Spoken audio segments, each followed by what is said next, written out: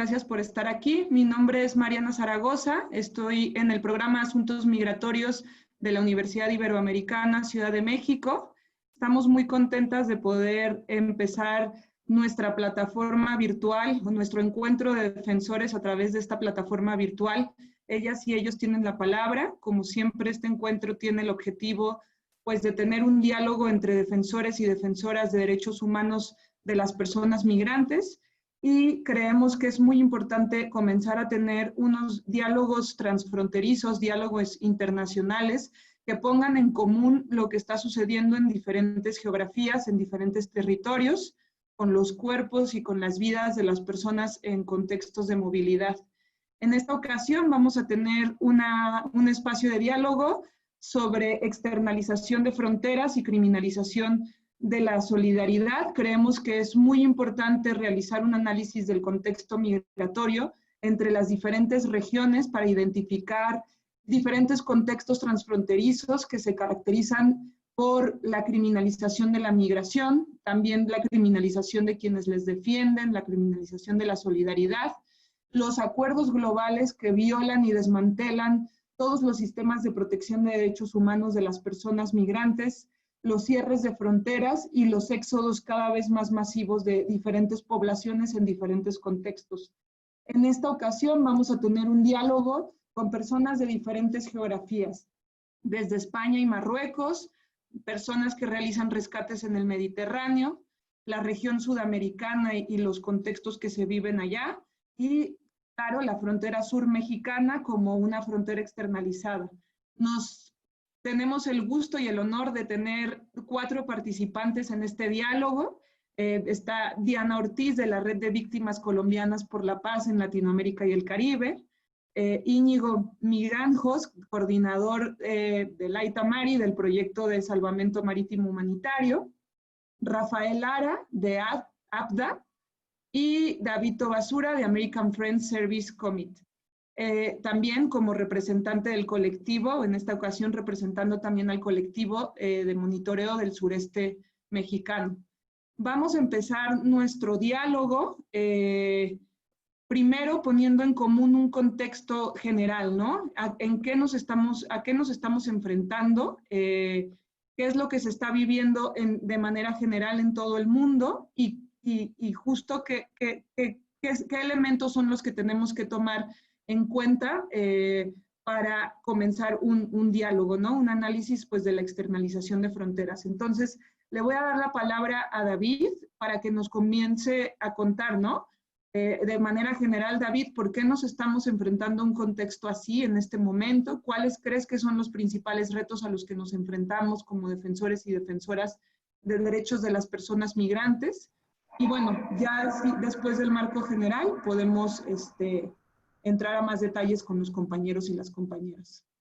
Muchas gracias. Ahí como a nombre de la organización American Friends Service Committee, la Oficina Regional para América Latina y el Caribe, pues es un reto grande como tratar de dar como un marco global, ¿no?, de la situación, sobre todo pues como sabiendo que va a ser un diálogo con personas que están en esos contextos de los que voy a hablar, ¿no? Y de los que no sé tanto, pero pues poco, bueno, posicionar la discusión en un tema, ¿no?, que nos parece importante desde la oficina regional, y es que para hacer un análisis global de las migraciones o las movilidades forzadas, pues tienen que inmediatamente llevarnos a hablar pues del impacto de los sistemas de opresión, ¿no?, del capitalismo, el colonialismo, el neocolonialismo y el patriarcado, ¿no? Sentimos que es como esencial para dar una discusión más amplia sobre lo que pasa en el mundo, ¿no?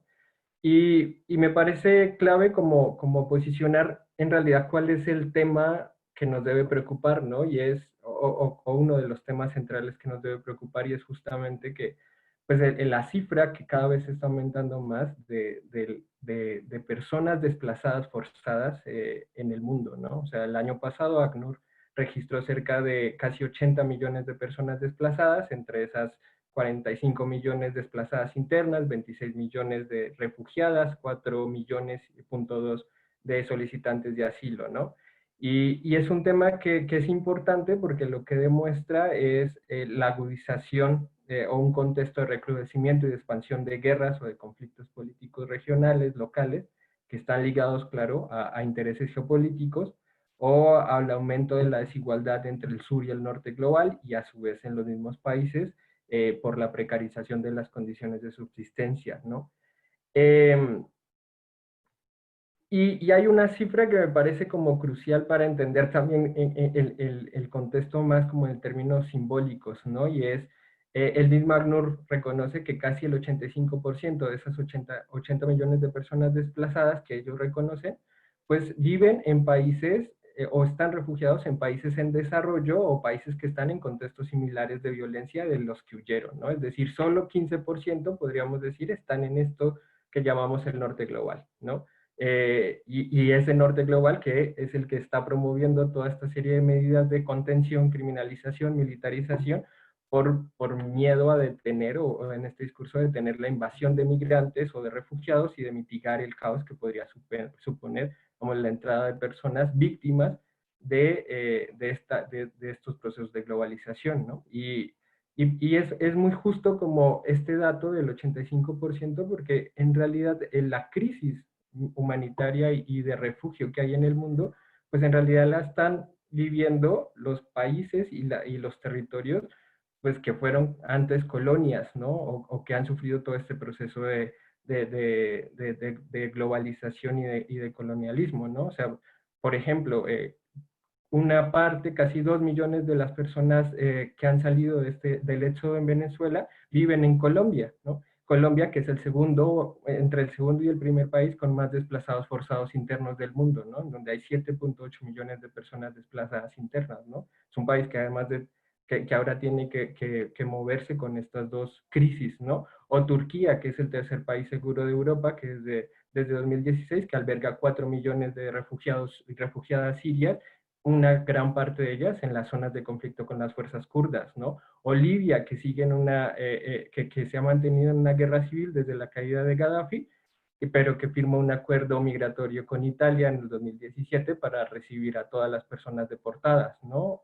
Y yendo más allá, por ejemplo, también a las miles de personas del pueblo Rohingya en Myanmar, pues, que viven en campos de refugiados en Bangladesh, que es uno de los países con mayor desplazamiento forzado interno por desastres naturales, ¿no? O sea, estas cifras grandísimas de personas no están, y no están ni en Estados Unidos ni en Europa, ¿no? Están en países vecinos que también sufren la misma violencia, ¿no?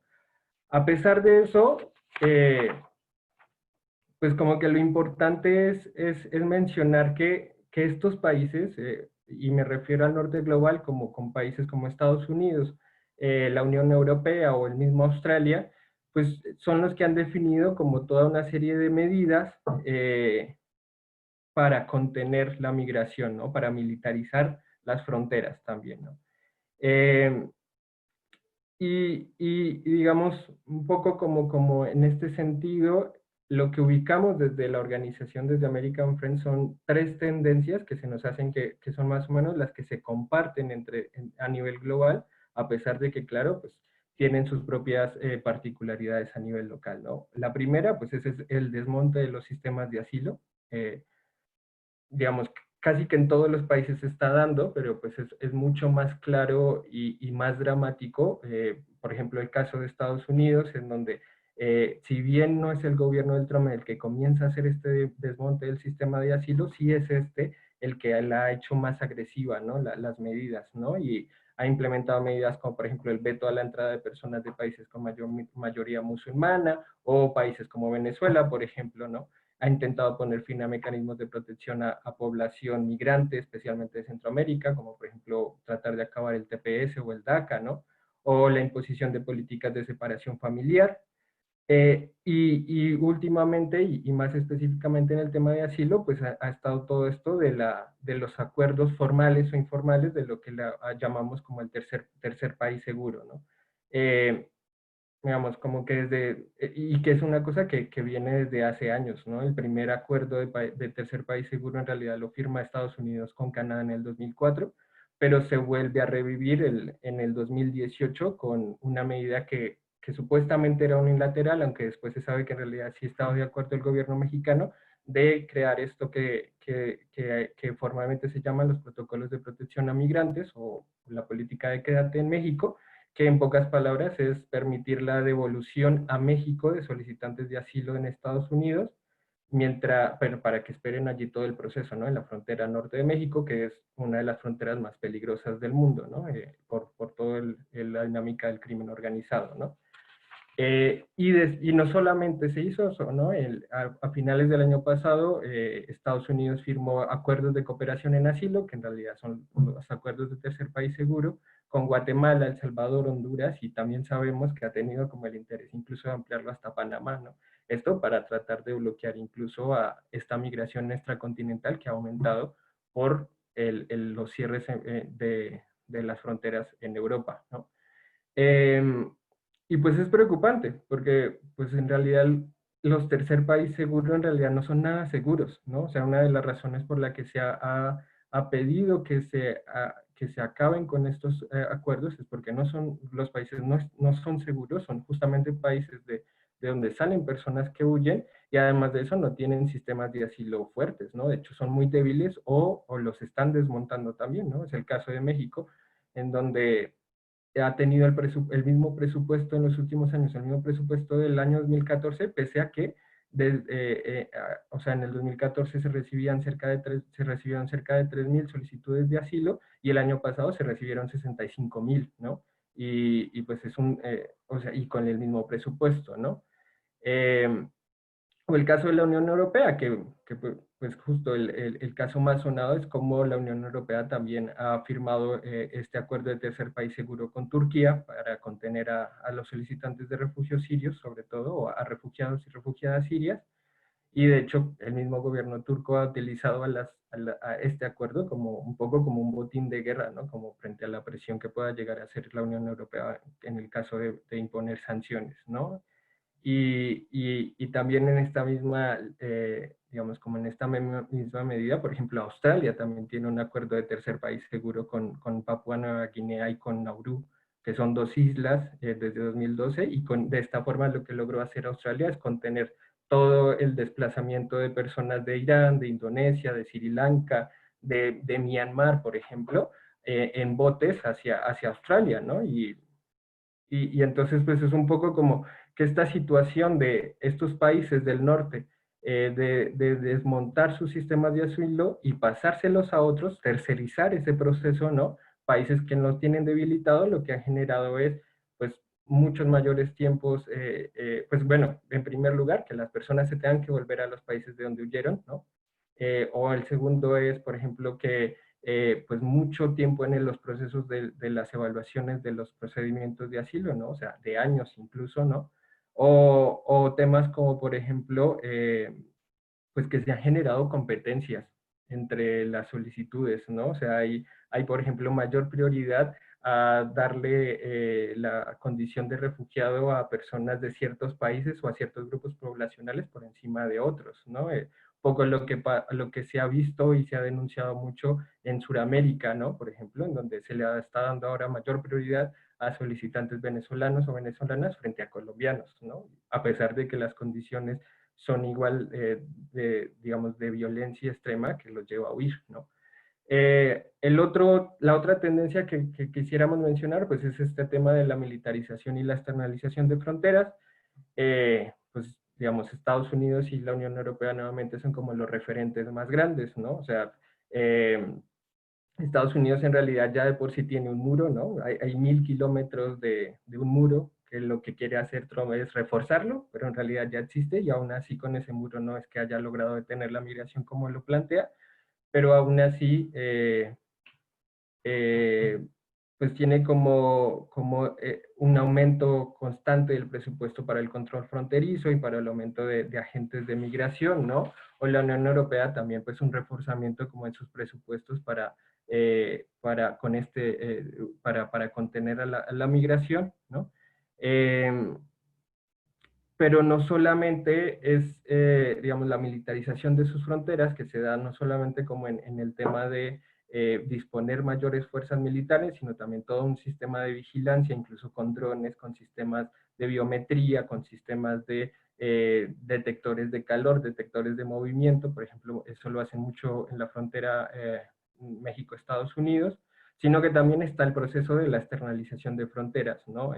Estados Unidos, por ejemplo, desde 2008 ha financiado a través de la iniciativa Mérida toda, digamos, la militarización de la frontera sur de México, ¿no? Y que ha estado, por ejemplo, el año pasado también a partir de un acuerdo con Estados Unidos, México desplegó la recién creada Guardia Nacional para contener a los migrantes, ¿no? O Estados Unidos también ha financiado la creación de la patrulla fronteriza en 2019 para El Salvador, ¿no?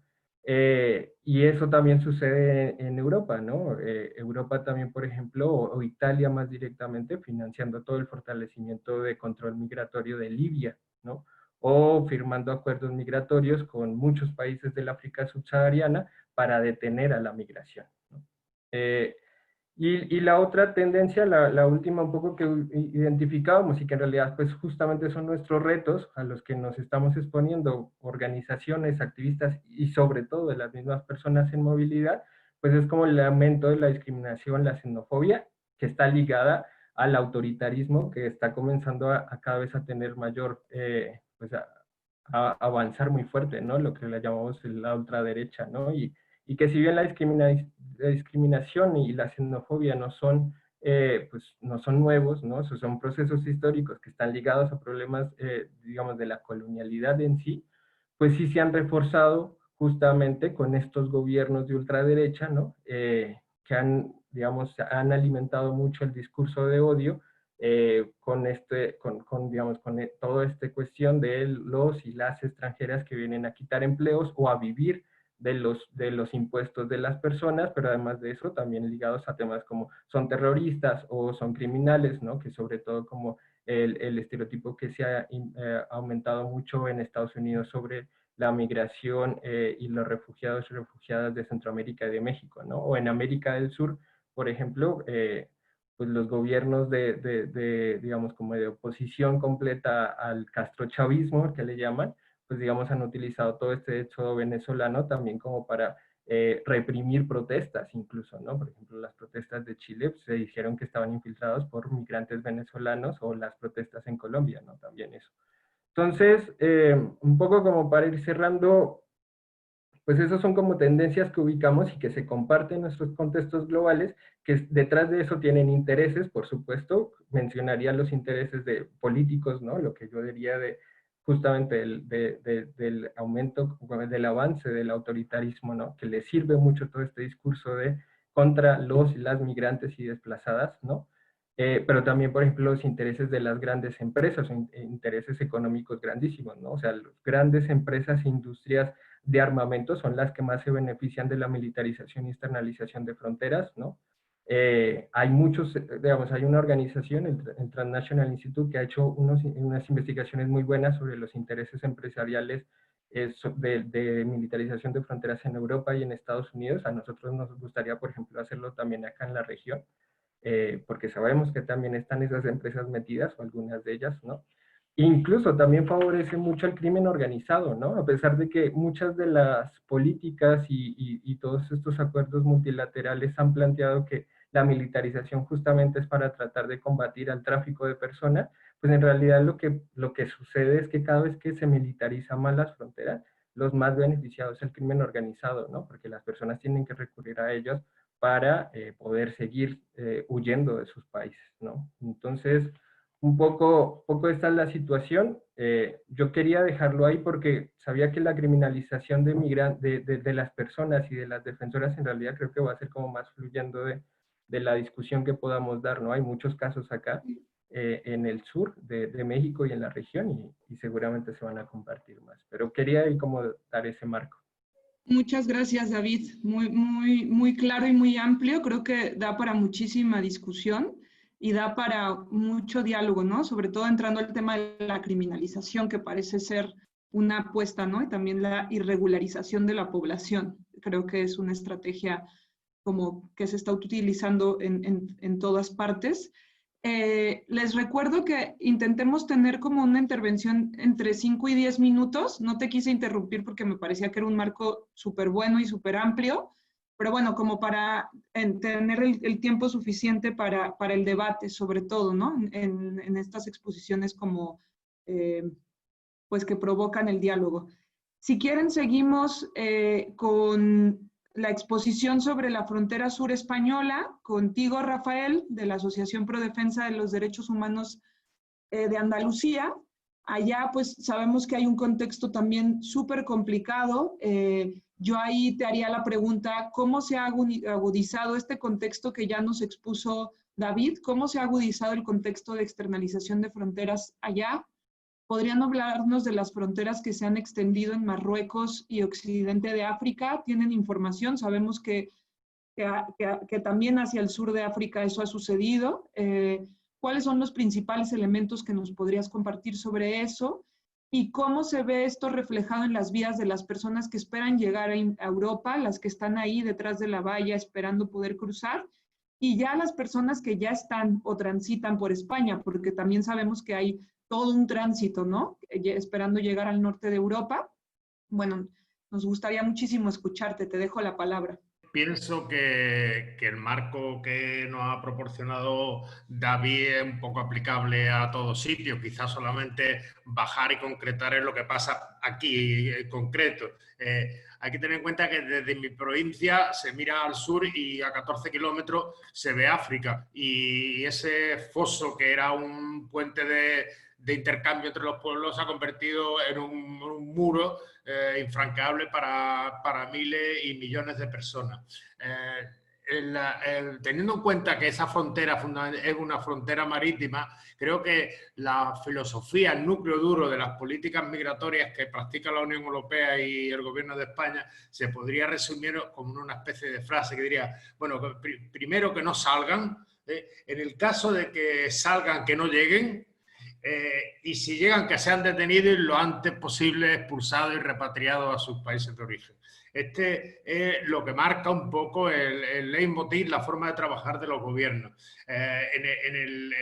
Por una de las partes, precisamente para evitar que lleguen, es lo que hemos denominado aquí muchas veces Europa Fortaleza, la construcción de muros, de alambradas, el despliegue militar, la militarización de las fronteras del Mediterráneo.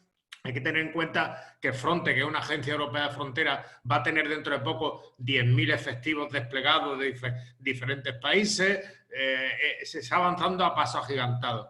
Pero el primer paso, sí. ¿Nos podrías explicar qué es Frontex para el contexto mexicano, latino?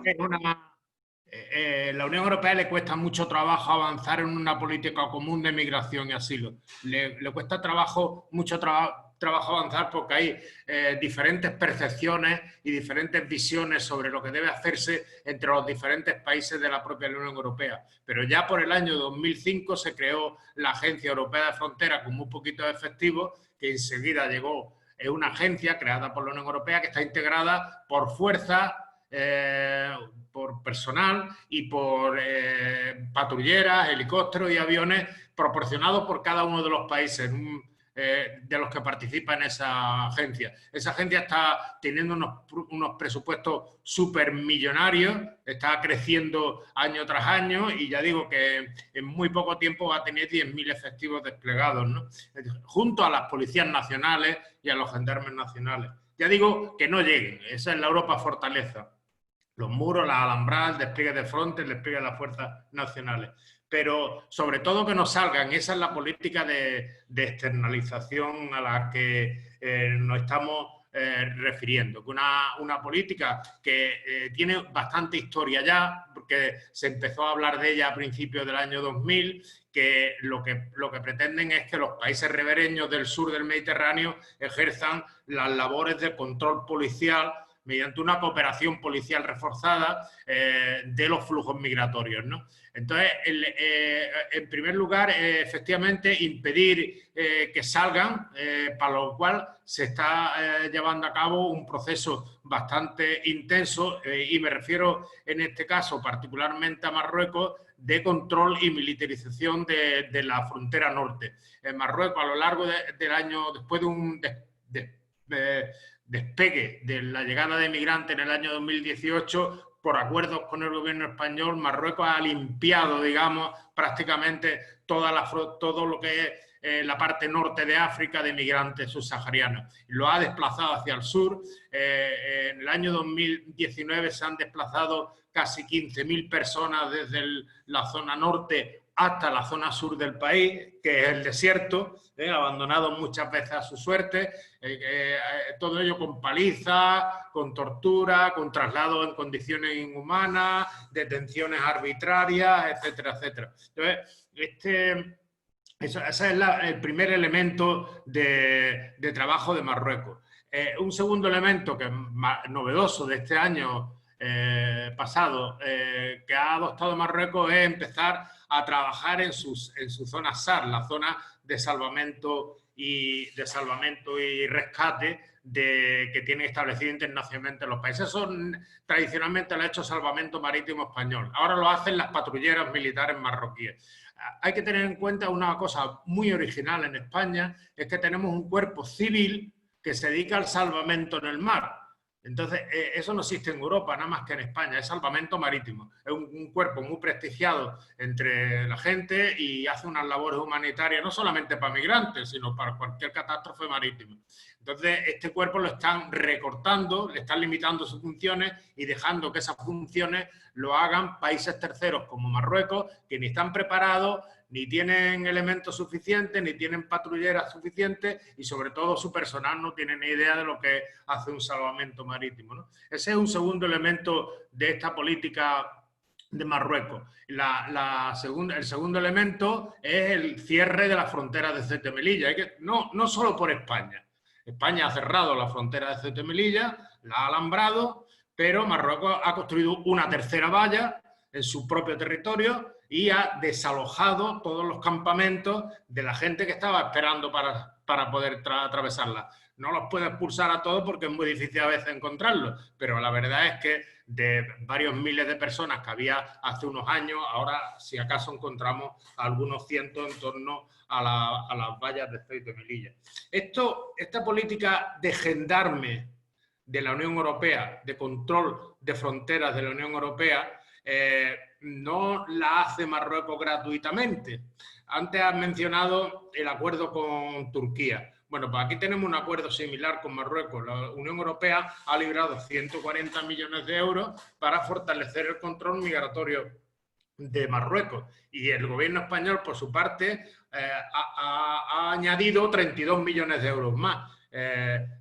También hay dinero para Mauritania, 10 millones de euros, para Burkina Faso, para todos los sitios de partida.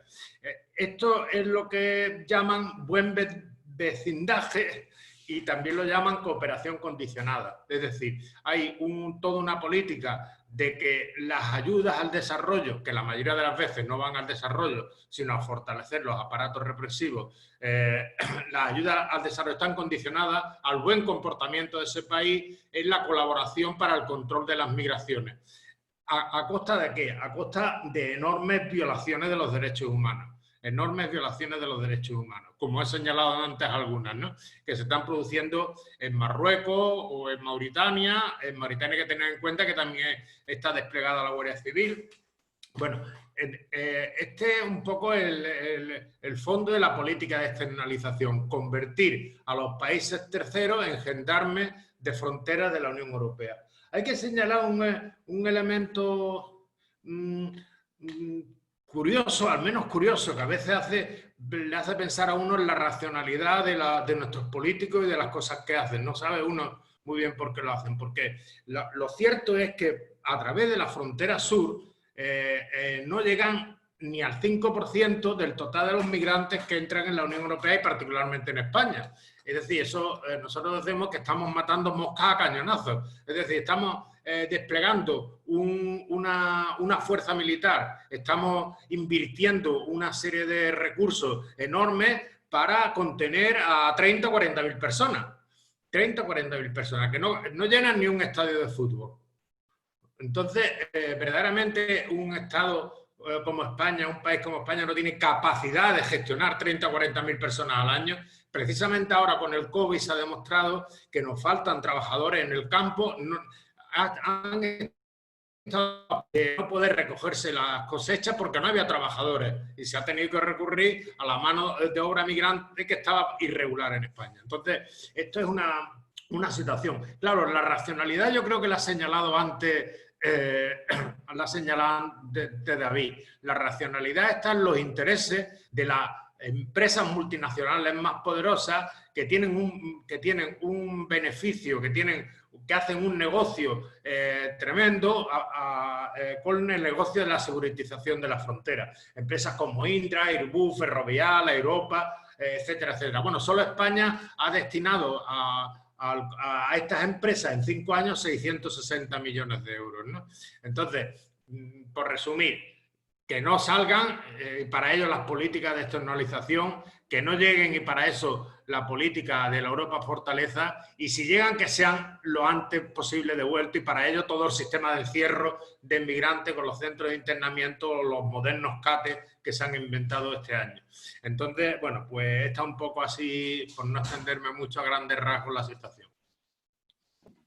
Muy grave. Me voy a quedar con esto que dices de primero que no salgan, si salen que no lleguen, y si llegan, detenerles pronto. Es tremendo, es muy fuerte esa filosofía y esa claridad de lo que está pasando. Voy a hacer un pequeño cambio porque me parece que ahora que estuviste hablando de los rescates y de la militarización incluso de los rescates humanitarios, podríamos hilar el diálogo con Íñigo y luego volvemos a Latinoamérica. Yo creo que sería bueno para mantener la conversación y seguir ese hilo, ¿no? Y creo que podemos luego llegar a Sudamérica por esto que está pasando en el Mediterráneo. Creo que hay un hilo ahí que tiene una relación directa. Entonces, propongo que pasemos contigo, Íñigo, para que nos hables del Mediterráneo, que nos cuentes cómo se ha agravado esta situación de las personas en el Mediterráneo, qué está sucediendo, ¿no? Que cada día hay más naufragios, o por lo menos cada día vemos más noticias sobre ello. ¿Y a qué se están enfrentando ustedes como rescatistas? Bueno, buenas tardes. Aquí en España creo que hay buenos días y agradeceros la invitación, desde luego. Y bueno, me parece muy interesante, ¿no?, el diálogo que estamos teniendo, porque como muy bien ha explicado David y bueno, luego ha ampliado Rafael, yo creo que los fenómenos, ¿no?, en América y en Europa están siendo gemelos y probablemente los orígenes y las causas también sean las mismas, ¿no? Las dos exposiciones me han parecido perfectas y que definen muy bien la situación. Yo suelo decir que en Europa existe una especie de corriente de esquizofrenia, ¿no? Porque Europa pues, se da golpes en el pecho y se dice, las instituciones europeas, que son defensoras de los derechos humanos, ¿no?, como que son los grandes, el origen, ¿no?, de los principios de la Revolución Francesa y de los ideales de la Grecia clásica, de la democracia, etcétera, etcétera. Y sin embargo, en su realpolitik, pues bueno, vemos esa externalización absolutamente criminal y de desprecio absoluto a los derechos humanos, ¿no?, y financiándolo con unas cantidades impresionantes, dejando, pues bueno, como si me permitís el símil, ¿no?, como que sea el portero matón de discoteca, que esos terceros países, bueno, pues que les damos toda la capacidad para emplear la fuerza para impedir esos movimientos migratorios. Y como muy bien decía Rafael, los volúmenes que se están pretendiendo frenar en Europa son ridículos y bueno, pues el argumento, que yo creo que es donde está la clave de todo esto, ¿no?, el argumento del miedo, el argumento populista, que en los últimos 5 años hemos visto en Europa cómo ha ido creciendo y cómo ha favorecido esos movimientos de ultraderecha, porque de normalizar ese discurso del miedo, pues al final la gente pues opta por esas opciones, ¿no?, al ver al diferente como la amenaza real de sus problemas, cuando realmente se debería cuestionar si la amenaza real la tiene realmente en casa, ¿no? Es la de dentro, es el sistema que tenemos, el sistema productivo y el modelo económico que tenemos, que es el que realmente está amenazando nuestra forma de vida. Entonces, bueno, un poco contestando tu pregunta, sin irme más a estas divagaciones, ¿cómo afecta esto en las fronteras marítimas, ¿no? Europa tiene esa característica de toda su, vamos a decir, toda su frontera sur, denominamos frontera sur la española, vamos, básicamente, pero bueno, el Mediterráneo central y la frontera este también, la griega, y la zona de Chipre también, que ahora también, bueno, pues han hecho una declaración conjunta, ¿no? Y Malta también, es otro de los países europeos afectados, han hecho todos ellos una declaración conjunta intentando que la Unión Europea, el Parlamento Europeo y la Comisión Europea, pues bueno, consigan hacer un acuerdo para, de alguna manera, fortalecer esos países en la respuesta que tienen que dar a esos movimientos migratorios que entran por la frontera marítima. Frontex, como también ha comentado Rafael, se está reforzando, ya llevan 2 años, pero bueno, este año sí que le van a dar un impulso muy fuerte, le van a hacer una aportación presupuestaria astronómica, no sé la cifra, pero con respecto a periodos anteriores muy superior, y se le va a dotar también de nuevas competencias. Hasta ahora la Agencia Europea de Fronteras solamente podía trabajar dentro de las fronteras europeas. A partir de ahora, en esta, vamos a decir, nueva constitución de la agencia, nuevos estatutos que establecen a la agencia, se le va a permitir también trabajar fuera de las fronteras europeas en ese apoyo a esos terceros países. ¿A nosotros qué nos implica en el mar? Bueno, pues nosotros en los últimos meses que hemos estado, pues hemos visto una hipermilitarización de la frontera. Hay drones, hay aviones, los aviones de la OTAN, que ahí también jugamos con un doble lenguaje, porque claro, son fuerzas, mayoritariamente fuerzas europeas, que integran la OTAN, pero hay una operación militar de la OTAN defendiendo la operación Tritón, defendiendo o protegiendo el Mediterráneo y haciendo el embargo de armas frente a Libia y el control del contrabando también en la ruta de Libia. Y todos estos recursos están también en el control fronterizo. También hemos visto como Malta, por ejemplo, descaradamente pues está pagando mercenarios, exmilitares malteses, con barcos de pesca para hacer devoluciones en caliente o intercepciones de botes de personas que vienen desde Libia, ¿no? Entonces, los mecanismos que se están utilizando en estos momentos en la zona, en las aguas internacionales del Mediterráneo, bueno, pues son tremendos, ¿no? Avergonzarían a cualquier persona con un mínimo de decencia. Y la opacidad que existe de esos métodos, de esa metodología, de esos mecanismos, es absoluta. Se está dejando a la gente morir en el mar, se está dejando desasistida a la gente, aun cuando hacen las llamadas por teléfonos satelitarios, lo denuncian o lo informan a las ONGs informan a los distintos servicios de rescate, malteses, italianos, incluso libios, y no acude nadie a buscarlas y les dejan morir, ¿no? Les dejan desaparecer. O al final, al cabo de varios días, pues los que van a darles ayudarles o a soportarles, pues son los mercenarios que los devuelven a Libia, ¿no? ACNUR ha declarado en múltiples ocasiones que Libia no es un país seguro.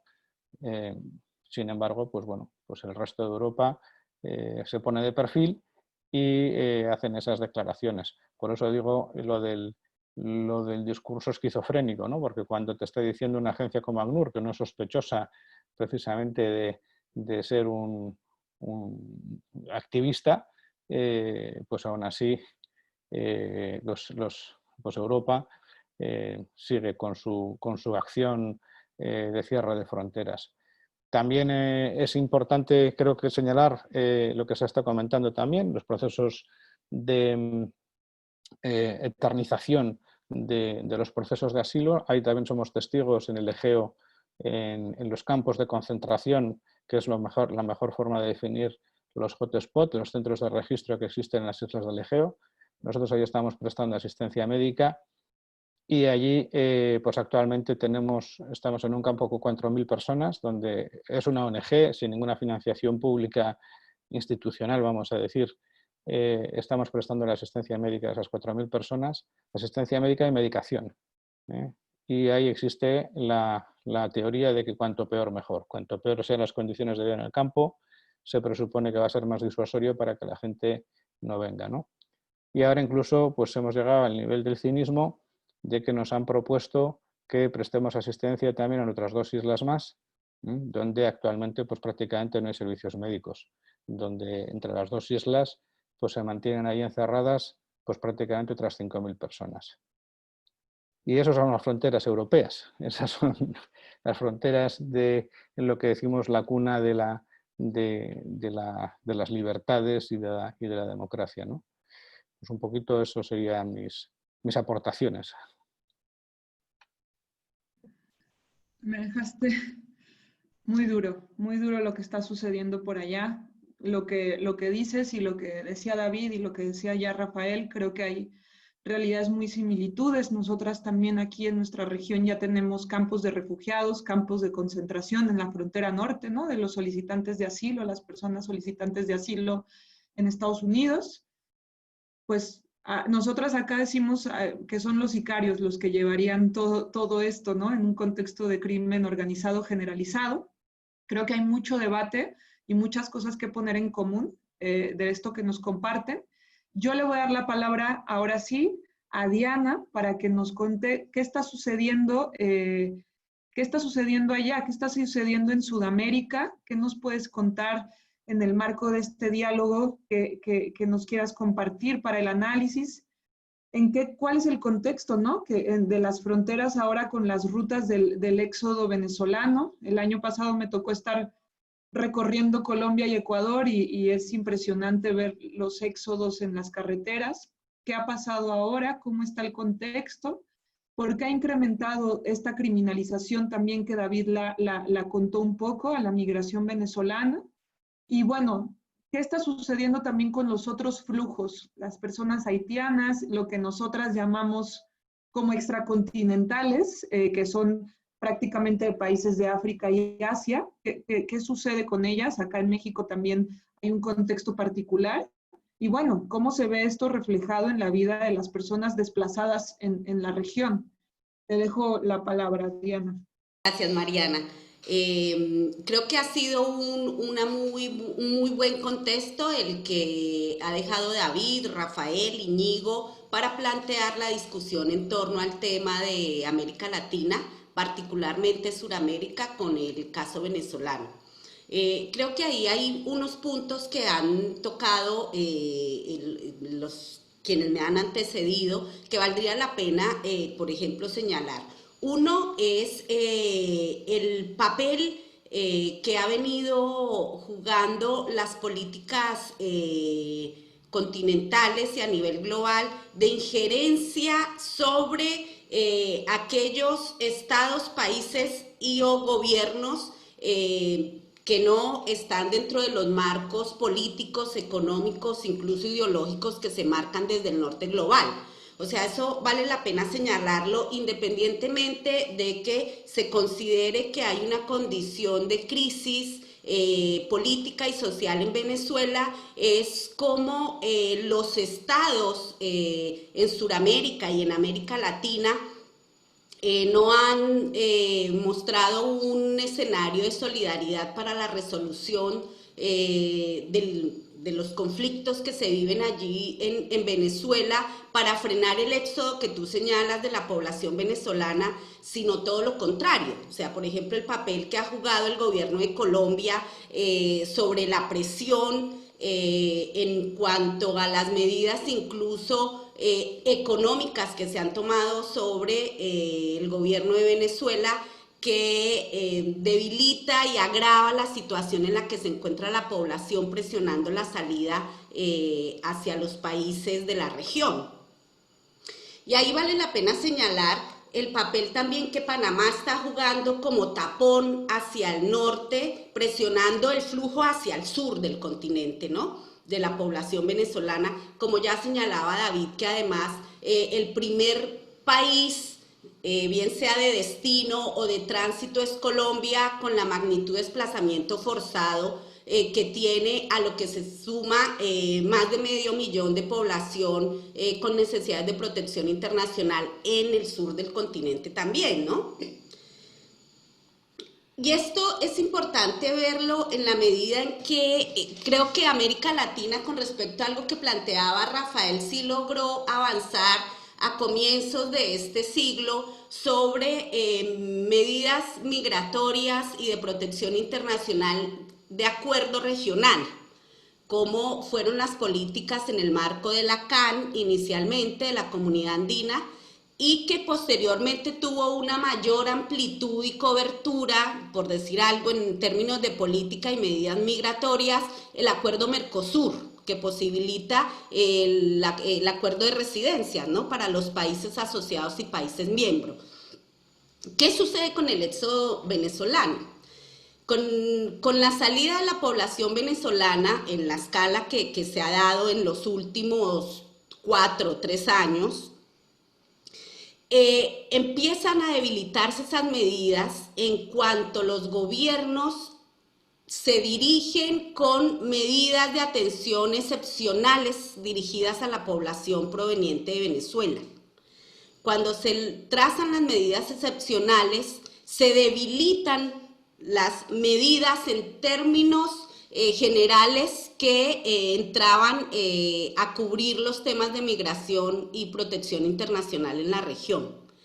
Eso también ya lo mencionaba David, por ejemplo, esas medidas excepcionales donde van dirigidos los programas de atención, de acompañamiento, de asistencia exclusivamente a la población, pero que además son de corto plazo, ¿sí? No solo dejan por fuera a la población proveniente de otras nacionalidades como la colombiana, como la haitiana, como la senegalesa, sino que además son de corto plazo, dejando después por fuera a la propia población venezolana en un contexto donde se enfrentan en el marco de las políticas de la subsistencia, ¿no?, en condiciones, en países en vías de desarrollo, como lo planteaba David. Cuando nosotros hablamos de eso, no solo nos referimos a esos programas de atención y asistencia humanitaria, sino también lo que sucedió en el tránsito. El acuerdo Mercosur posibilitaba el ingreso a los países miembros y asociados presentando la documentación del país de origen o comprobando pues que se era nacional de uno de estos países.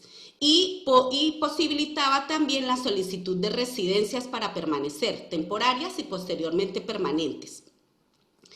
Con la población venezolana empezaron a expedirse visas de tránsito cuando se crean los llamados corredores humanitarios y que posteriormente se les empieza a dar una visa de estadía que equivale a la de tránsito hasta su destino final, teniendo también control en las fronteras para el ingreso. ¿Qué ocasionó esto? Una presión sobre la población migrante, principalmente en el contexto de la crisis económica y social que se vive en Venezuela, pero empieza a presionar que la población recurra a las figuras de protección internacional para poder ingresar a los países o permanecer. Eso debilita inevitablemente el sistema que venía implementándose en lo transcurrido de este siglo en el marco del Plan de Acción México y en el marco del Plan de Acción Brasil. Al tomar esas medidas se debilita, que además se encuentra con todos los procesos de retroceso que se están viviendo en la región en materia migratoria, como ya planteaba, que logró avanzarse con el Acuerdo Mercosur, con el Plan de Acción México, el Plan de Acción Brasil. Empieza a presentarse un retroceso en los últimos 5 años en cabeza de los gobiernos que están actualmente en la región de manera prioritaria, incluso donde las políticas xenofóbicas y discriminatorias fueron eslogan de campañas presidenciales, de las últimas campañas presidenciales en todos los países de la región. Es así como en este momento creemos que se corre un riesgo en que se rompan esos acuerdos iniciales y se empiece a dar el recrudecimiento y la militarización en las fronteras, donde se había logrado avanzar en todo el tema migratorio, en las políticas y las medidas desde una perspectiva de derechos humanos. Empieza a retrocederse nuevamente a la mirada securitista que hay sobre la migración y la movilidad humana intrarregional.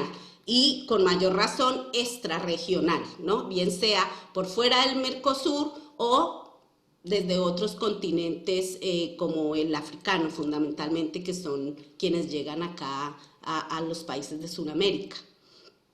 Creo que eso ahí pues nos deja un marco para entrar a analizar cómo ese caso tan reciente venezolano pone sobre la mesa discusiones de fondo que trascienden el tema de la nacionalidad como tal, y es la injerencia que presiona la salida masiva de la población y que no apunta a fortalecer las políticas migratorias desde esa perspectiva de derechos humanos, sino por el contrario a retroceder, volviendo a la criminalización desde distintas miradas, ¿no? Bien sea vinculando a los fenómenos de inseguridad en el marco de la pobreza o la inseguridad jurídica que viene sobre las personas para poder permanecer en los territorios, ¿no?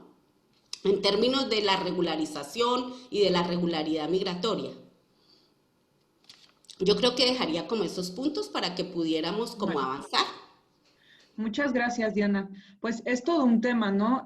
Yo creo que, y eso lo podemos debatir más adelante, hay toda una apuesta por la irregularización de la población, de su condición, y este tema en donde las personas en contextos de movilidad no tienen voz y voto, no tienen derechos civiles y políticos, pero son capital político para muchísima gente, es toda una discusión que creo que podríamos tener más adelante. Con estos intercambios, y ahí lo voy a dejar abierto, igual nos podemos poner todas en pantalla, pues podríamos pensar que la solidaridad es un derecho que también está en disputa, porque al final del día la solidaridad le estorba a estos proyectos de externalización de fronteras, estos proyectos en donde el norte global, justo como ya lo mencionaron, hipócritamente quiere que el sur global se conviertan pues en sus mercenarios, en sus sicarios del desmantelamiento de la protección internacional. Y como siempre, quienes defienden derechos desde la misma población que se organiza para defender derechos hasta los y las defensoras de diferentes perfiles, pues en albergues, en organizaciones defensoras, caminantes con los éxodos, rescatistas en el Mediterráneo, acompañantes de procesos colectivos organizativos, estorban a ese proyecto, y la solidaridad se convierte en una disputa en nuestras regiones. Y yo ahí les quiero preguntar cómo lo viven ustedes. ¿Se han visto en contextos en donde se les ha hostigado y se les ha criminalizado por su labor de defensa? ¿Y cuáles creen que serían como las herramientas, las estrategias que deberíamos de compartir entre defensores y defensoras, pues para defender este derecho, ¿no? Hemos hablado mucho de la criminalización de la migración. Es importante poner en el marco y en el centro que todo esto deriva de la criminalización de la migración, y luego pues como capas llegan las personas que les defienden y acompañan. Voy a dejar que ustedes sean quienes levanten la mano y nos lo compartan, y ya de ahí pues podemos como seguir en el diálogo si hay algún punto en específico que queramos conversar en este tiempo que nos queda. Quien quiera, hemos decidido no decidirlo nosotras, y ya no nos dio tiempo de platicarlo, entonces lo dejamos a su participación libre. Rafael.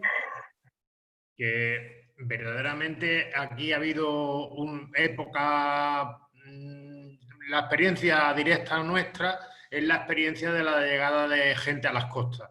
Es nuestra experiencia, es decir, la gente cuando desembarca de las pateras, cuando es rescatada por salvamento marítimo, y entonces se han pasado por varias épocas. Ha habido momentos en los que se ha perseguido directamente a la gente que ayudaba a los migrantes, por ejemplo, cuando llegaban a una costa y lo trasladaban en su coche para llevarlo a una estación de autobuses o para alojarlo y atenderlo porque estaba en condiciones muy lamentables, ¿no? Y eso en algunos casos supuso multas importantes para las personas solidarias. En la última modificación de las leyes se consiguió que solamente se multara a aquella gente que tenía, digamos, una intención económica, pero no a la gente que lo hacía altruistamente. Eso es un hilo muy fino, difícil de medir, y como depende muchas veces de las policías que lo miden, pues resulta que el hostigamiento y las molestias muchas veces ocurre. Pero fuera de la frontera, lo cierto es que el acceso a los sitios donde están detenidos los migrantes es prácticamente imposible. Por ejemplo, en los CATE. Los CATE es un invento que ha hecho el gobierno del Partido Socialista, en el que son macro comisarías. O sea, las comisarías no daban abasto para atender a la gente y crearon en naves grandísimas macro comisarías donde la gente estaba detenida como mucho 72 horas, que es lo que permite la ley. Pero ahí no nos han dejado acceder a la ONG, y en general lo que es el auxilio a través de intérpretes, de abogados, de asistencia sanitaria, deja mucho que desear. Estoy hablando exclusivamente desde el punto de vista de la frontera sur, de lo que pasa en la frontera, porque luego hay otra realidad que es el acoso a la solidaridad con los inmigrantes que están aquí, la persecución por perfiles raciales, el asunto de la venta ambulante, que está creando muchísimos problemas, en fin, las temporeras marroquíes que están en los campos de la fresa de Huelva, los campamentos que el relator de derechos humanos ha dicho que son peores que campamentos de refugiados, los campamentos de inmigrantes a la espera de trabajar en la provincia de Huelva, la situación de la gente en Almería. Es decir, todo eso son situaciones desde el punto de vista de los derechos humanos tremendas, y las dificultades de acceso y de trabajo para los defensores y las defensoras de los derechos humanos son muy difíciles. Y yo creo que sí, que ahí tendríamos que encontrar métodos de cuidarnos y relacionarlos. Aquí en España existe una plataforma en la que participamos nuestra asociación, que se llama Defender a quien defiende, y es una plataforma muy interesante, que con esas siglas la podéis encontrar, que no se refiere solamente a los defensores de los migrantes, sino en general a los defensores de los derechos humanos. Pero vamos, que ahí tenemos mucho tajo, y yo estoy de acuerdo con que la creación de redes, de encuentros, de posibilidad de intercambiar, son imprescindibles para seguir avanzando en estas cosas.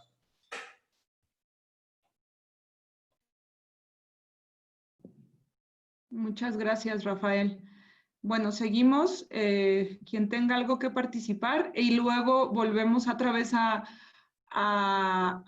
se me pasó darle la palabra final a David para hablar del contexto regional nuestro, como que me fui ya al tema de criminalización, pero ahorita vamos a seguir, y como estamos editando, pues vamos a poder hacer estas correcciones. Entonces, bueno, si quieren, sigamos con este punto de la criminalización, luego volvemos a poner el contexto en frontera en nuestra región, y ahí voy a darle la palabra a David para invitarle a hacer como las preguntas provocadoras. Entonces, bueno, Diana.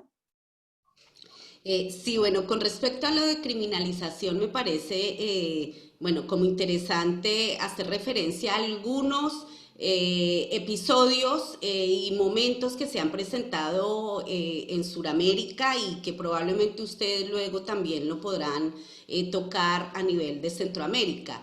Uno fueron las medidas que en Colombia se tomaron hace 2 años frente a la atención y acompañamiento a la población haitiana que se encontraba en Colombia, con la prohibición de alquilar lugares de vivienda, de venta de alimentos. Todo esto se hizo en el marco de lo que planteaba en su momento el gobierno, era prevenir la trata y tráfico de personas. O sea, más allá de que eso pudiera estar de por medio, fue indistintamente un proceso de persecución y de ataque que se dio frente a la defensa y acompañamiento de la población haitiana, que en su momento estaba en condiciones muy difíciles en la zona de Colombia. Si nos vamos más hacia el sur, por ejemplo, en este momento se está presentando en Chile un proceso, ya se han venido presentando procesos de deportación masiva en aviones de las Fuerzas Armadas de población colombiana peticionante de refugio y en condiciones de irregularidad migratoria. Ahí cabe la pena señalar que a pesar del acuerdo Mercosur, los acuerdos de residencia Mercosur, en esta zona del continente conviven leyes de migración en democracia, que han sido normas dictadas en democracia, reguladas en democracia, y la ley chilena, que es la ley que se mantiene la ley de la dictadura, ¿no? O sea, allí, por ejemplo, en Chile no se aplican los acuerdos, el acuerdo de residencia Mercosur para los países asociados, únicamente para países miembros en el marco de la resolución que se firmó con Bolivia y Chile. Bueno, eso vale la pena señalarlo también porque es ver en esa medida cómo se ha desplegado en Chile un acoso y presión también sobre las organizaciones defensoras de migrantes y población con necesidades de protección internacional. En el marco de la pandemia, por ejemplo, se convocó a la población colombiana peticionante de refugio y que se encuentra en Chile y refugiada, en condiciones difíciles por la pandemia, económicas, de alta vulnerabilidad social, para acceder a vuelos humanitarios de retorno hacia Colombia, y se les pedía firmar un compromiso de no regreso a Chile durante 9 años. Eso en este momento está demandado, logró frenarse por una determinación de la Corte Constitucional que frenó la medida, porque se lee como una deportación, un retorno forzado velado, ¿no?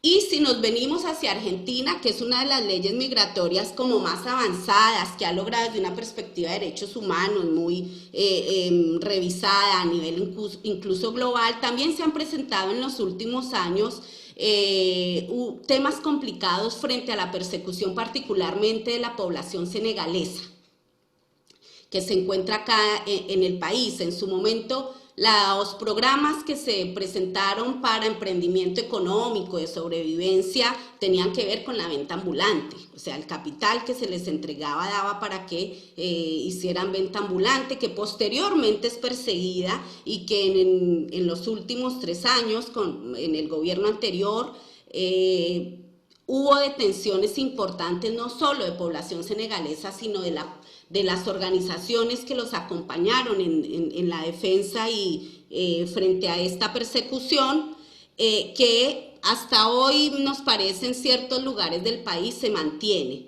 Creemos que esos son elementos comunes frente a lo que plantea, por ejemplo, Rafael, lo de la persecución de la economía informal, ¿no? Porque son trabajadores informales. Generalmente, en este proceso de migración sur-sur que se ha vivido en Sudamérica, la mayoría de la población migrante, refugiada y peticionante de asilo viven en condiciones de alta vulnerabilidad social y se la rebuscan, como decimos nosotros acá, a partir de la economía informal, principalmente la venta ambulante. Y en esa medida se está persiguiendo no solo a la población, sino también se le empiezan a cerrar espacios a aquellas organizaciones que acompañan a la población que se encuentra en esta situación.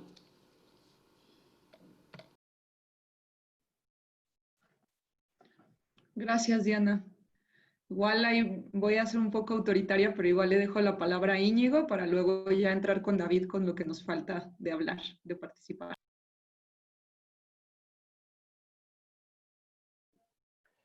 Y gracias, Mariana. Bueno, pues me parece interesantísimo, ¿no? Todo. Yo voy a intentar ir a 3 puntos fundamentalmente, ¿no? Yendo a lo que es la criminalización.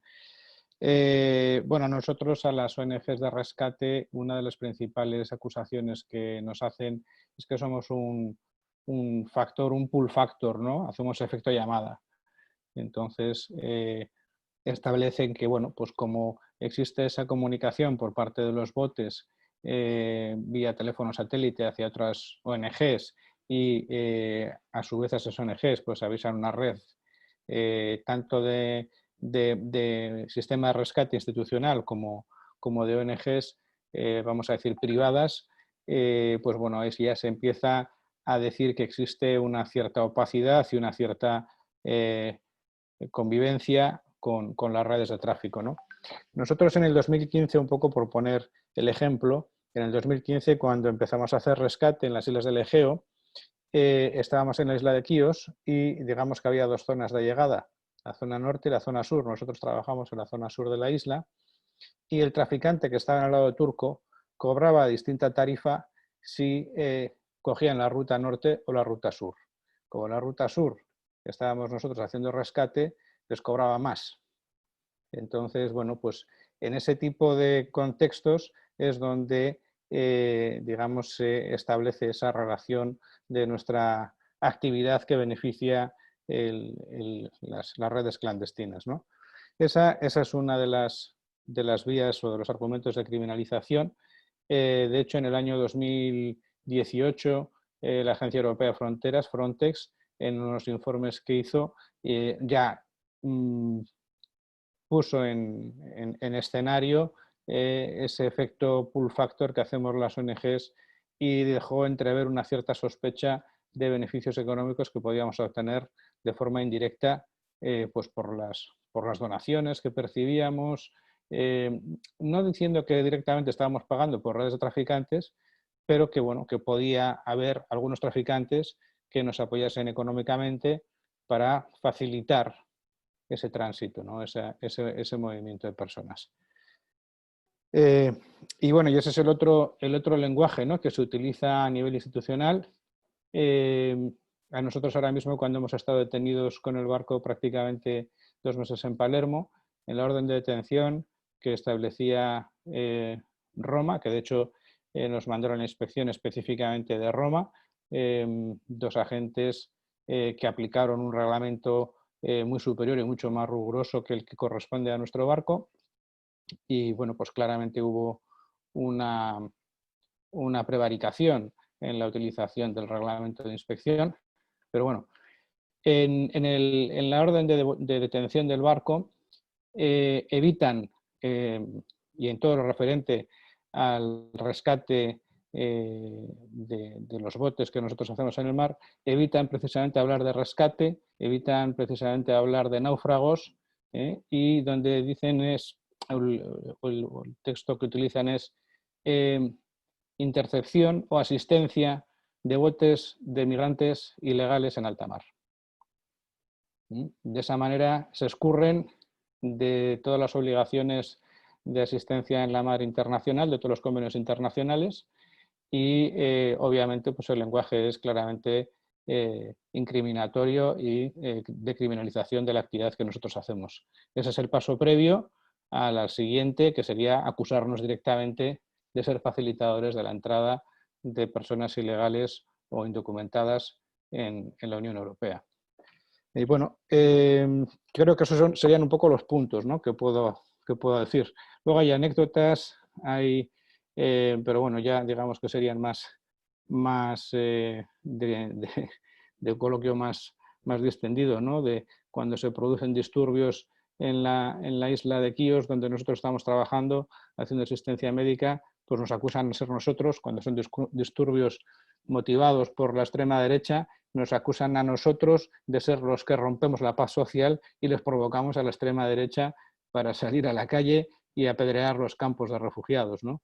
Bueno, pues ese lenguaje también es el que se utiliza con respecto a, bueno, nuestra experiencia, ¿no?, con respecto a nuestra actividad. Muchas gracias, Íñigo. Pues sí, es todo un tema. Acá en nuestra región con las caravanas se utilizó mucho también esa criminalización a quienes acompañaron, el uso del derecho penal incluso, y esa vinculación eterna con el delito del tráfico, el uso del derecho penal, los sistemas de alertas migratorias, una serie de cuestiones que se siguen reproduciendo en frontera sur y siguen llegando grupos nacionalistas a la frontera sur estadounidense, frontera norte mexicana, y que, bueno, es un factor nuevo, ¿no?, que es un riesgo también para algunas defensoras que hemos documentado. Le doy la palabra a David, que estoy segura que va a hilar el contexto regional de acá, de México y Centroamérica con toda esta conversación, y luego seguimos haciéndonos preguntas y a lo mejor compartiéndonos anécdotas también.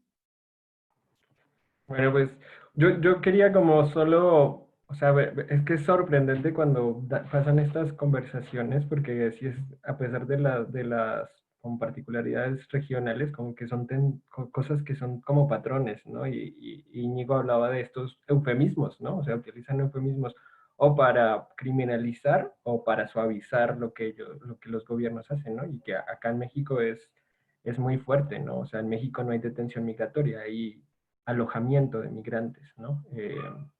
Por ejemplo, ¿no? Entonces, pero con toda la privación de libertad que significa esto, ¿no? Y que, bueno, tiene todo un efecto, digamos, también en la misma criminalización, o por lo menos en esconder justamente las situaciones, ¿no?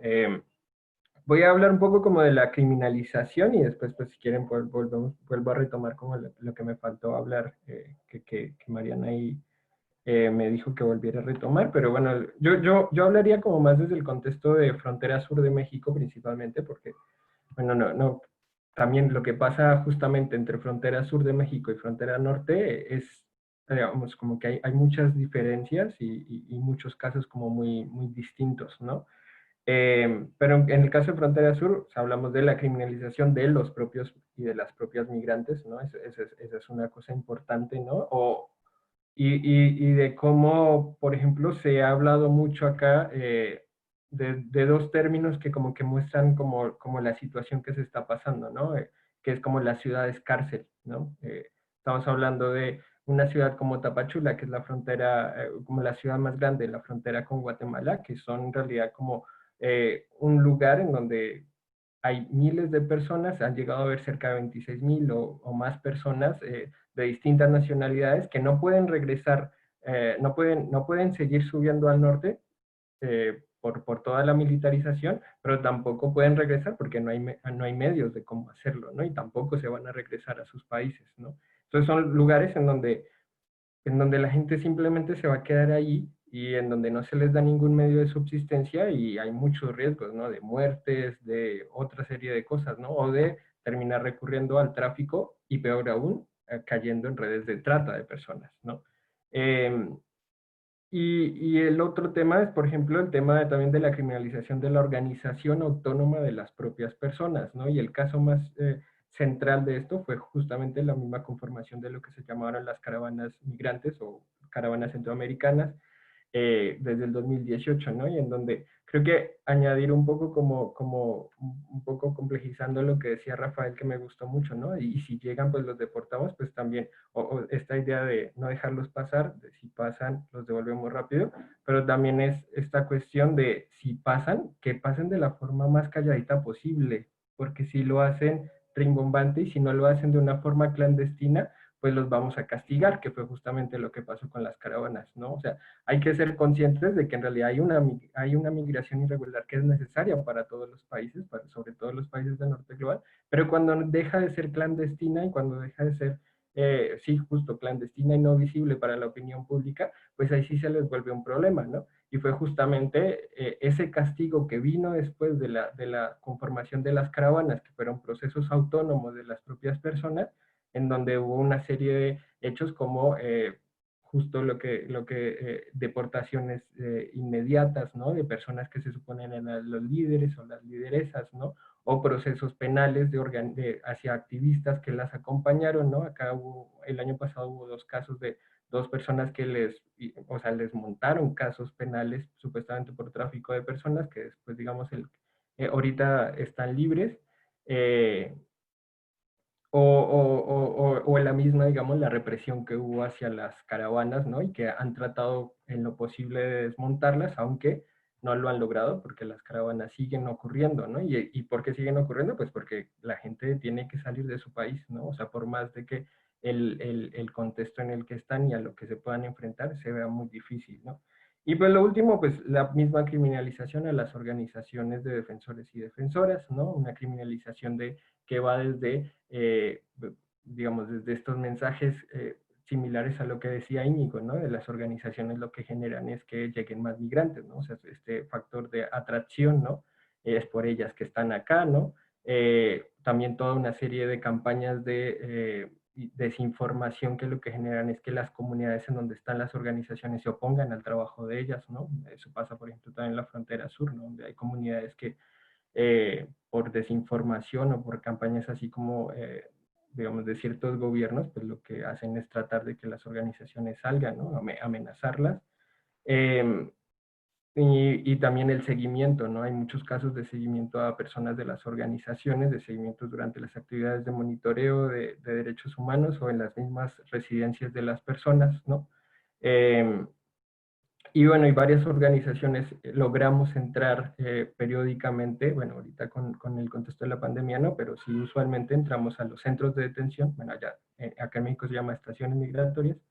Entramos a estos centros de detención y a principio de año, con la primera caravana, el gobierno intentó pues, prohibir el cierre, ¿no? De cerrar la posibilidad de entrar a hacer estos monitoreos para hablar con las personas sobre cómo estaban, pero que fue una medida que se logró como echar para atrás a partir de pura presión de organizaciones y organismos internacionales, ¿no? Yo creo que un poco como que ese es como un poco el contexto en el que nos movemos, ¿no? Hay muchas formas de criminalizar y de presionar a las organizaciones, por ejemplo, en donde también, por ejemplo, el caso mexicano se puede llegar a añadir como también como que se ha utilizado el crimen organizado para hacerlo, ¿no? Hay casos de secuestro de personas de albergues, por ejemplo, hay un secuestro de un pastor en la frontera norte, secuestrado por el crimen organizado porque no quiso entregar a migrantes, ¿no? Para la trata de personas, ¿no? Y la persona todavía sigue desaparecida, ¿no? Entonces, todo esto, digamos, como que es toda una serie de estrategias justamente como para imposibilitar la acción de las organizaciones, es lo mínimo que logramos llegar a hacer, ¿no? Frente al fenómeno.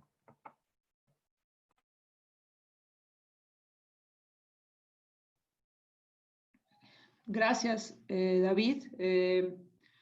Bueno, es un contexto bien fuerte, bien difícil. Yo ahí más bien supongo que han ido surgiendo preguntas que quisieran hacer entre ustedes, que quisieran plantear.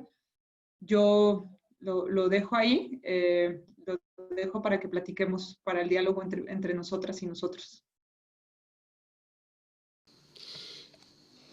A mí me surge una, escuchando a Íñigo, a David, a Rafael, y viendo como las ciertas patrones o tendencias en el marco de la criminalización, como también tienen como un acento dependiendo de qué tan cerca se esté el norte global o si nos ubicamos en el sur global, ¿no? Como que en el sur global la criminalización va dirigida a las personas migrantes y con necesidades de protección internacional directamente, o se centra allí, o principalmente está allí, mientras que entre más cerca se esté al norte global, se da una persecución también dirigida a las organizaciones que acompañan a la población. Me parece que allí, no sé, como se percibe de esa manera, ¿no? Porque fíjense que pese, bueno, también ahí por el contexto político en el que se da, pero a la magnitud de la migración venezolana, particularmente en los últimos 2 años, lo que tú planteas que efectivamente se veían los caminantes a lo largo del sur del continente, bajando hacia el sur, no se dio ese proceso también porque había una intencionalidad política, ¿no? O sea, las organizaciones pudieron acompañar hasta donde les dieron los recursos y las posibilidades a la población. O sea, no hubo como ese enfoque. Pero una vez estando la población acá, en la medida en que se van agotando los recursos, en la medida en que quedan desamparadas en igualdad de condiciones a la mayoría de la población migrante y refugiada, empieza a criminalizarse directamente a esa población y allí ya no vale de dónde venía, ni en qué marco político se dio la salida, ¿no?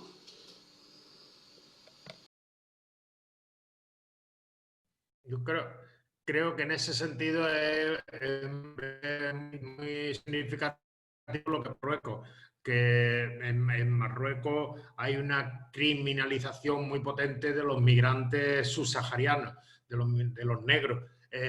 y hay una criminalización a nivel de medios de comunicación, a nivel incluso social, de marroquíes contra personas subsaharianas y, por supuesto, a nivel institucional, ¿no? Y claro, eso genera clandestinidad, genera situaciones bastante vulnerables y genera muchas violaciones de derechos humanos, ¿no? De tal forma que el gobierno ha pretendido, con su política de criminalizar a los migrantes subsaharianos, que llegó a llamarlo la plaga de la langosta negra, pues lo que ha pretendido precisamente es legitimar lo que está haciendo con la Unión Europea, a favor de la Unión Europea, ante su propia población, ¿no? Entonces, bueno, porque hay una realidad bastante dura para estas personas. Quería hacer una información, antes dejo en el aire, Íñigo, sobre el tema de los presupuestos de Fronte. En el año 2005, cuando se crea Fronte, tenía un presupuesto de 87 millones de euros.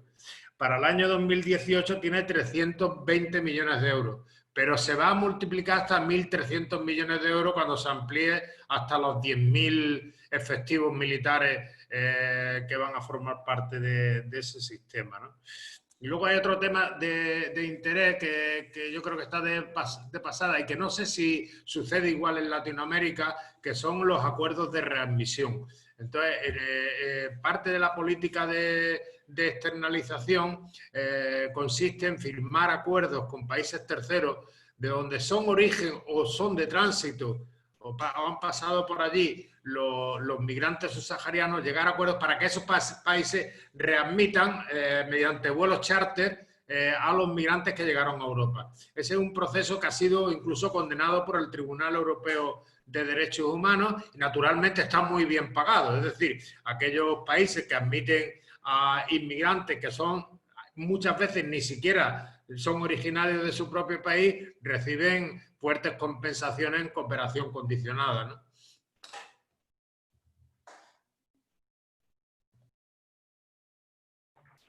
Yo un poco como, bueno, justo ya se va a generar la discusión, pero un poco como la respuesta de Diana, yo creo que tiene que ver también con, justo, o sea, como entre más al norte, pues hay también, hay mayor flujo, digamos, hay mayores intereses que se van a tocar, pero también hay mayores cantidades de organizaciones, ¿no? O sea, y por lo tanto hay digamos, como ya un sector más al que criminalizar, ¿no? O sea, y eso lo vemos, acá en México hay organizaciones de todos los colores y sabores, ¿no? Que trabajan con migrantes.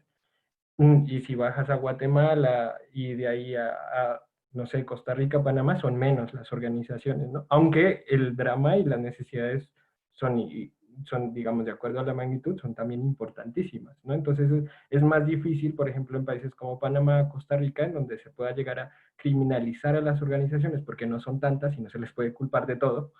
Pero en México, por ejemplo, sí, porque son mucho más visibles, mucho más grandes, y en donde sí se les puede culpar de todo, ¿no? De traer a los migrantes, de traficarlos, de protegerlos, de proteger a los criminales, ¿no? O sea, como cosas de este estilo, ¿no? Y bueno, y un poco como también el tema, bueno, la pregunta que hacía Rafael, pues sí, acá en Latinoamérica también, un poco lo que mencionaba, que es un poco esto de los tercer país seguro, pues, bueno, que allá se llama acuerdos de readmisión, por ejemplo, y eso lo firmó Estados Unidos. El año pasado Estados Unidos hizo eso con México, Guatemala, El Salvador y Honduras, ¿no? A pesar de que hay supuestamente ciertas, como artículos en esos acuerdos en donde, por ejemplo, no se devuelven a personas que no sean hispanohablantes o de ciertas nacionalidades, en realidad Estados Unidos lo hace, ¿no? Por ejemplo, en esos acuerdos Estados Unidos se compromete a que no devuelve a niños, niñas y adolescentes no acompañados, pero igual lo hace, ¿no? Entonces, sí, y es, digamos, lo que creemos que puede llegar a expandirse más, ¿no? Un poco lo que yo mencionaba, ¿no? Ahorita está hasta el norte de Centroamérica, pero sabemos que lo ha intentado también hacer con Panamá, de que además de ser el tapón físico de los flujos migratorios, ¿no? O sea, hay una selva entre Colombia y Panamá, que es la selva del Darién, que en realidad se habla de que es un cementerio, ¿no? Es un cementerio de personas porque se mueren muchísimas, tratando de cruzar esa selva o por las mismas condiciones geográficas o por el crimen organizado que hay, pero también pues está la cuestión de también hacer un taponamiento más administrativo de las fronteras, ¿no? Con Panamá y quién sabe si lo quieran expandir más hacia el sur. Ahí para complementar, Chile justo está discutiendo en este momento una nueva ley migratoria y en estos días recientemente presentaron una propuesta para incluir un artículo en la nueva ley migratoria que plantea la repatriación de migrantes y refugiados a sus países de origen si el país de origen manifiesta que está en disposición de garantizar la seguridad o hay condiciones ya de estabilidad política para ser repatriados. O sea, eso se suma al tema de tercer país o repatriación forzada, ¿no?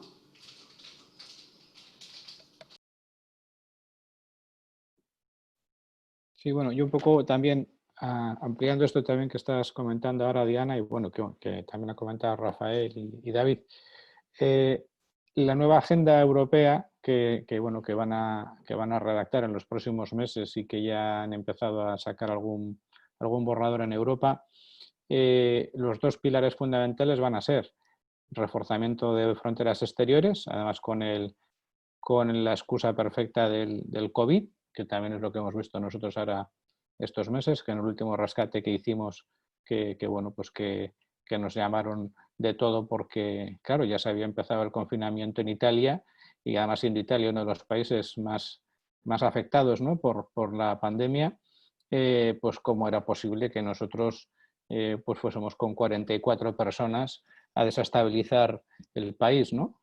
Con 44 personas que habíamos rescatado en el Mediterráneo.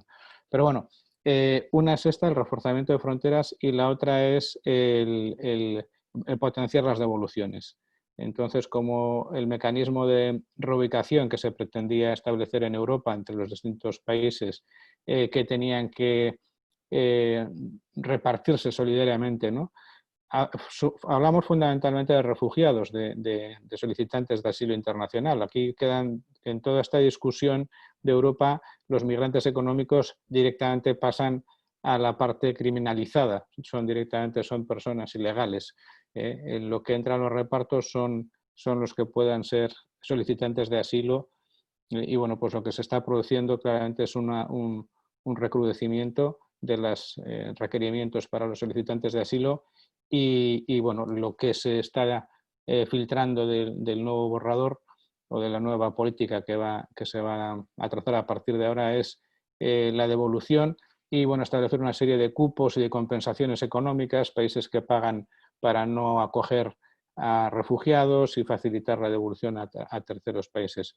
Esa es la política que va a llevar Europa y claramente pues es una criminalización, ¿no? De todas las personas desplazadas.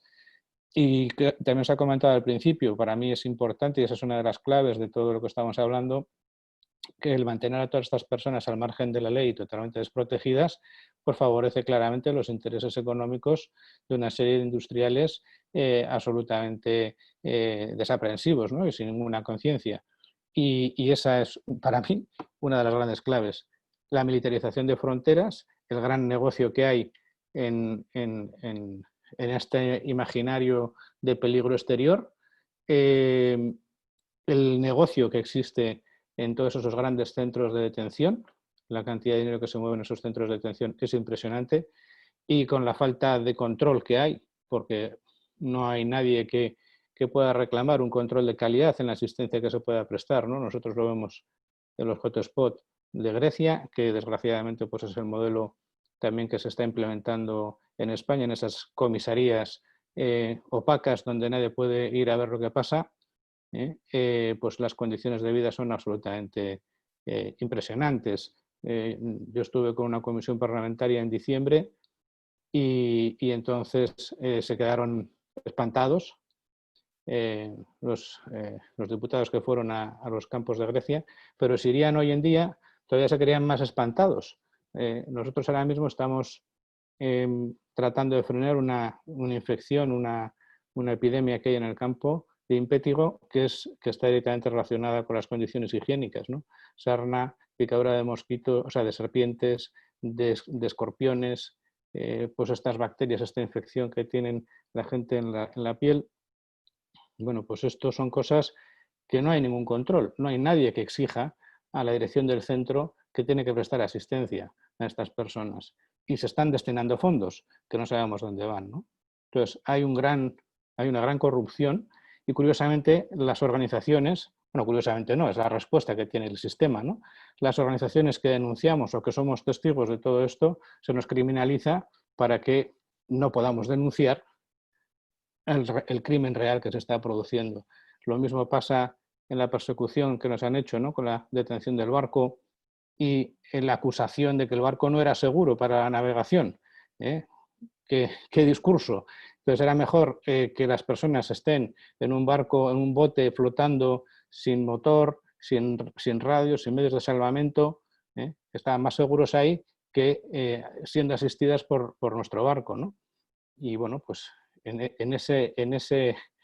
esa cosa absurda donde están evitando cumplir con el reglamento internacional, las propias instituciones que están incumpliendo con su obligación de asistir a estas personas son las que nos están acusando a nosotros de ser criminales. Realmente es algo que, si se mira con una retrospectiva, no sé cómo calificarlo, yo digo esquizofrénico, porque me parece que, vamos, es mantener un discurso absolutamente contrario a los hechos.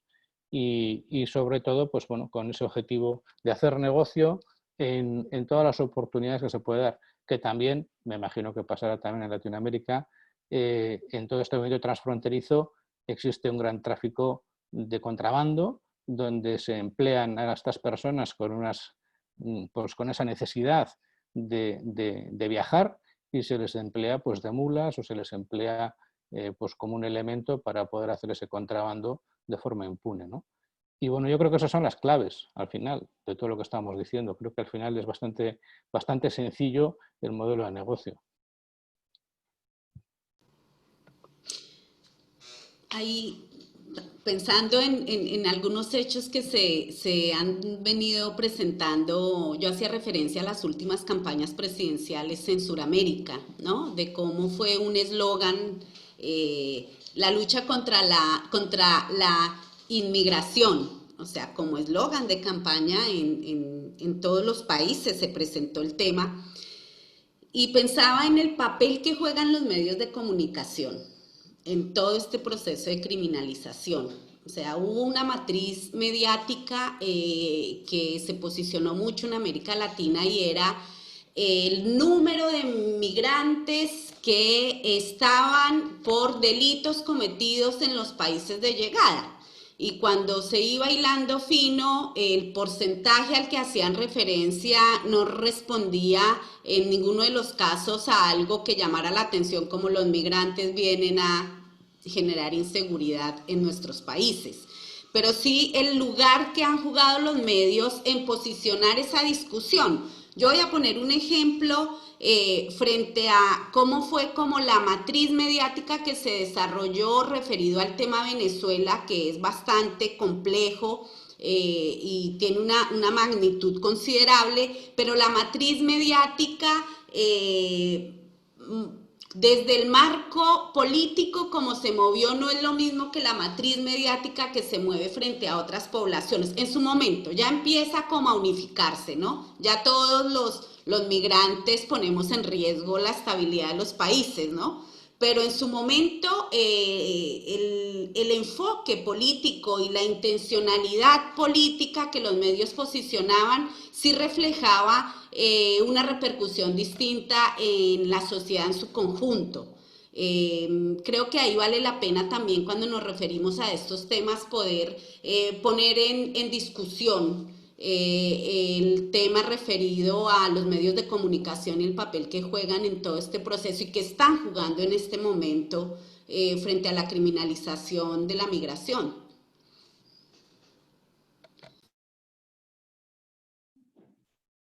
Muy interesante todo el intercambio. Faltará tiempo y ojalá que llegue el día que podamos tener este encuentro de forma presencial para que una vez acabados los espacios de diálogo, yo siempre digo que los espacios informales son esos lugares de encuentro y de intercambios más a profundidad, ¿no?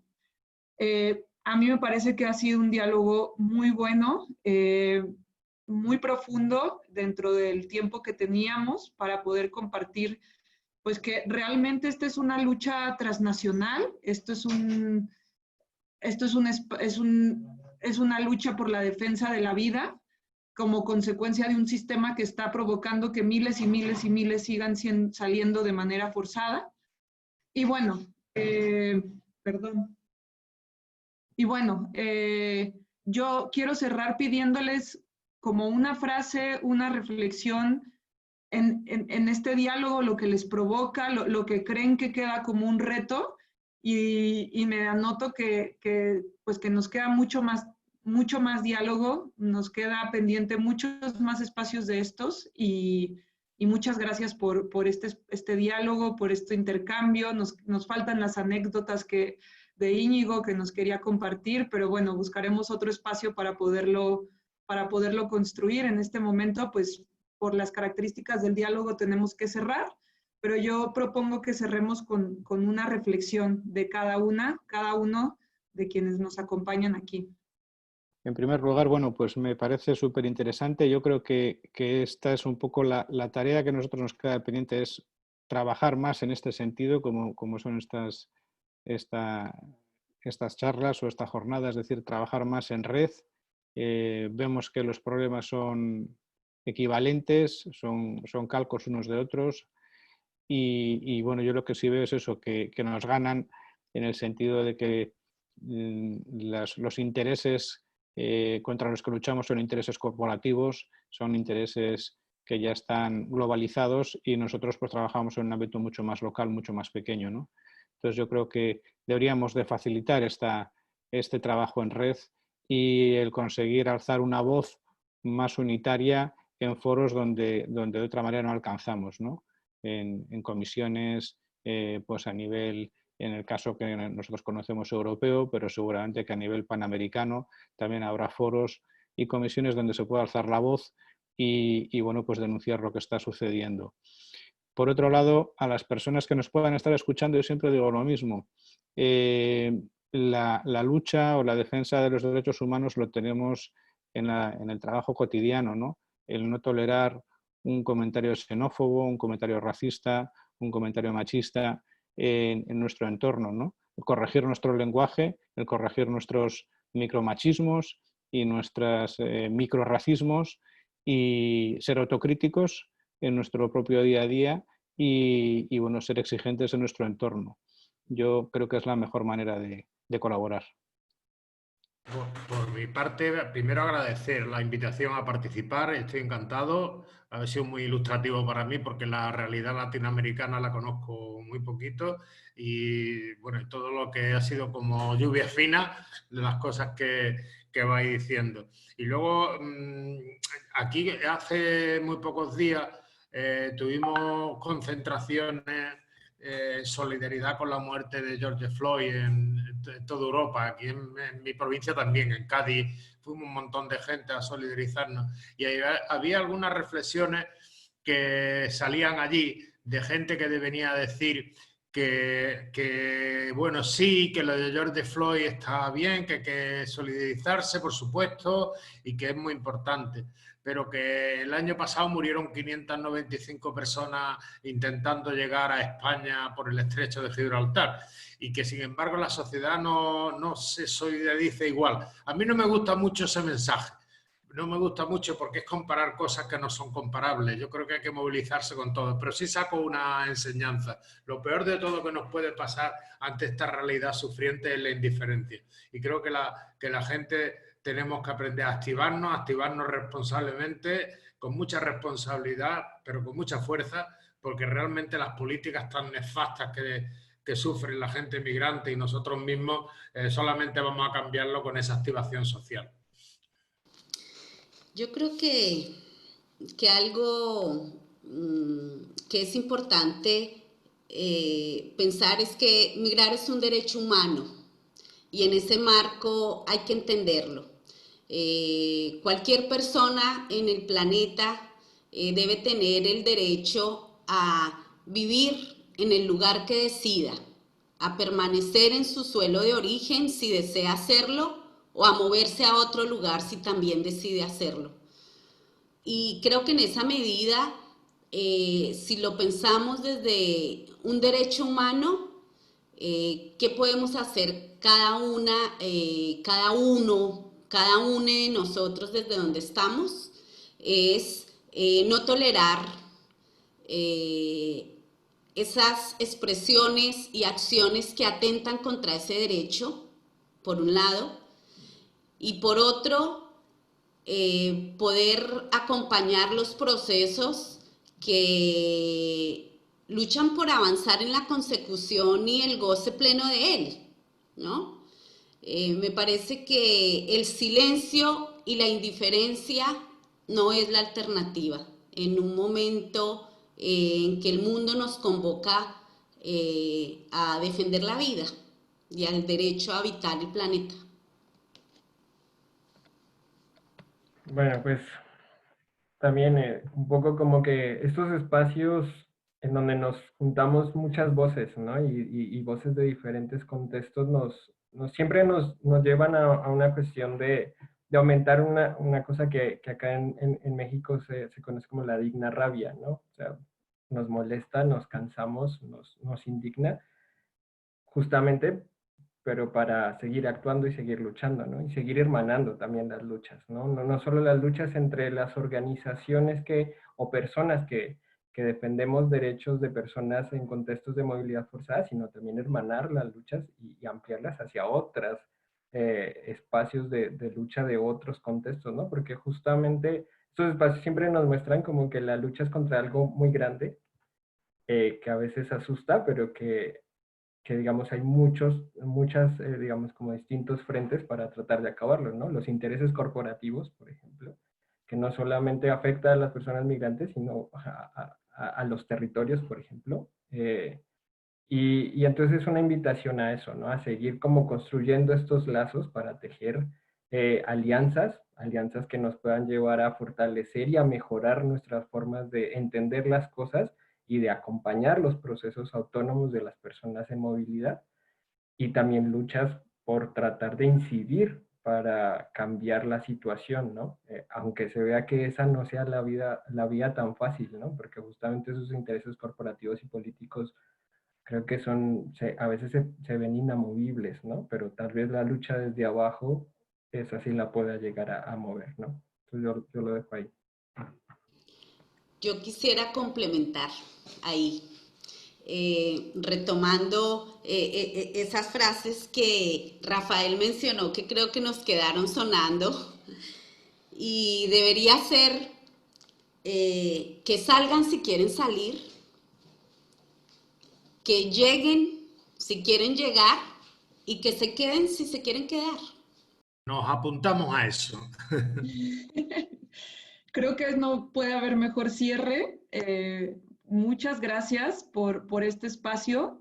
Nosotras nos quedamos con que estos espacios, este encuentro de defensores y defensoras que se llama Ellas y Ellos tienen la palabra, tiene que seguir y tiene que ser internacional, porque ya no nos podemos quedar en nuestras fronteras y en nuestras regiones para hablar de movilidad humana, y ya no nos podemos quedar en movilidad humana y en derechos de población migrante para hablar de defensa de derechos, ¿no? Creo que nos tenemos que vincular entre nosotras, pero también con otras luchas de defensa de tierra y territorio, la lucha feminista contra los intereses corporativos transnacionales y muchas otras luchas que están ahí, que nos cruzan, y que el reto enorme es que es tan grande el problema, como lo dijo David, y tanta la digna rabia, que nos tenemos que encontrar y nos tenemos que cruzar y tenemos que luchar juntas y juntos de manera vinculada. Entonces, bueno, ese es el reto, eso es lo que me llevo de este espacio, y muchísimas gracias. Somos uno, el que suma y el que resta también es parte de la cuenta. Vamos todos a por ti.